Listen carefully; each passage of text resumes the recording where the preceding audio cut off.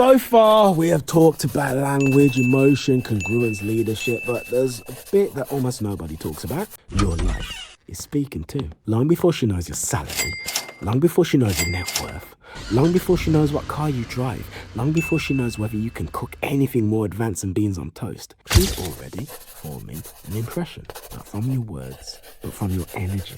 You can usually tell within 30 seconds whether someone has direction, how people carry themselves, whether they look after themselves, whether they're proud of living the lives that they're living, whether they're simply existing. Now, before someone rushes to the comments to accuse me of saying your worth as a human being depends on your income, take a deep breath, have a biscuit. That's not what I'm saying. Your value and your attractiveness are two completely different conversations. Your value is infinite because you're a soul inhabiting a human body, but attraction doesn't work like that. Attraction isn't a moral system, it's a psychological one.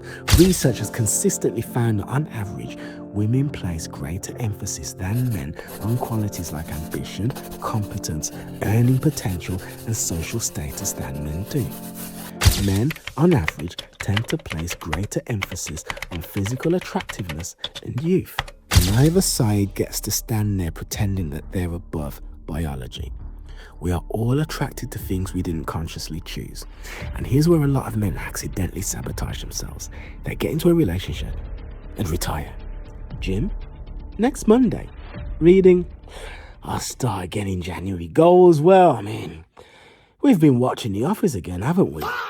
And before they know it, their biggest weekly achievement is choosing a new show on Netflix in under 45 minutes. Then they wonder where the hell the spark went.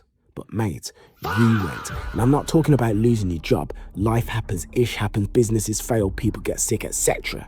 I'm talking about choosing stagnation. One of the sexiest things about another human being is momentum, and especially in the eyes of a woman. Women are attracted to men who are becoming. Now here's another language that's criminally misunderstood. Playfulness. Some men treat every conversation like it's an Oxford University debate. She teases him. He starts presenting evidence. She makes a sarcastic comment. He responds with the two most unromantic words in the English language. Well, technically. Nothing has dried up more vaginas than a man who's hell-bent on being right. Congratulations, bro, you won the argument, but sadly, the chemistry died somewhere around slide 14. Sometimes she isn't challenging your opinion. Sometimes she's just throwing you the equivalent of a conversational tennis ball. She's saying, come on then, play. You don't need a better argument. You need a smile, a raised eyebrow, a behave yourself. Fun, mystery, intrigue, suspense, laughter, joy. Children understand this. Dogs understand this. Half the internet does not. Now let's talk about silence, because the average bloke treats silence on a first date the way Indiana Jones treats giant rolling boulders heading in his direction. Immediate panic. The conversation pauses for 4 seconds, and suddenly he's explaining the final points of crypto investment, or the downfall of the Roman Empire, or why diesel engines are inherently superior. She didn't ask. She doesn't care. She's just deciding whether to order the cheesecake. Silence isn't your enemy. Panic is. The most confident people aren't the ones constantly talking. They're the ones completely comfortable not talking. Silence says, I'm comfortable enough with myself that I don't need to perform every waking second. Now that's power. Tell me about it. And then, perhaps the biggest hidden language of all, presence. Have you ever spoken to somebody who's nodding, smiling, saying, yeah, absolutely, 100%, while you can see Windows XP loading behind their eyes, the blue screen of death? Mentally, they're gone. Spiritually, they're halfway through ordering a delivery. They're waiting for their turn to speak. They're not listening, waiting. Compare that to someone who gives you their utmost attention. No phone, no distractions, no scanning the room for someone more interesting, just curiosity, presence. Now, how does that make you feel? Important. And that's the point. People don't remember conversations nearly as much as they remember experiences. They remember how relaxed they felt around you, how seen they felt, how safe they felt, how alive they felt. Maya Angelou famously said, people will forget what you said, but they'll never forget how you made them feel. Whether you've heard that quote a couple hundred times or not, there's a reason it refuses to die, because it's true. So what have we learned? Your posture speaks. Your eyes speak, your breathing speaks, your pace speaks, attention speaks, lifestyle speaks, silence speaks.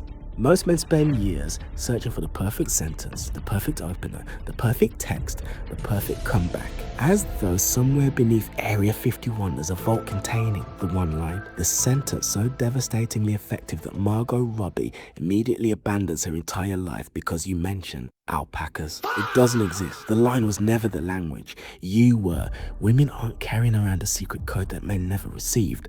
They're responding to something every single one of us has the potential to emit. Authenticity, presence, calm, confidence, congruence. People who make us feel safe. People who make us feel understood. People who seem comfortable being exactly who they are. That is the hidden language. Now, if you have enjoyed this video, because we are at the end, do me a favor, hit the like button, and for the love of God, subscribe. Leave me a comment and tell me which lesson made you stop and think, bloody hell, I've actually done that. I read way more of the comments than you probably know, and they genuinely help to shape future videos. Now, if this video has made you realize that you've been trying to become attractive by learning what to say instead of becoming the sort of man who naturally communicates confidence, that's exactly why I write The Recovering Nice Guy. Tis not a book about manipulation, tis a book about becoming the kind of man who no longer needs it. The link is on screen. Thank you, Ray. And if you'd like me to personally help you become calm, grounded, and better at building connections with the opposite sex, you can also book a one-to-one call with me. Again, the link is on screen and in the description. Anyway, remember, women aren't speaking a secret language. They're speaking a language nobody taught you. As for why that is, that's a lesson for another day. But thank you very much and goodbye.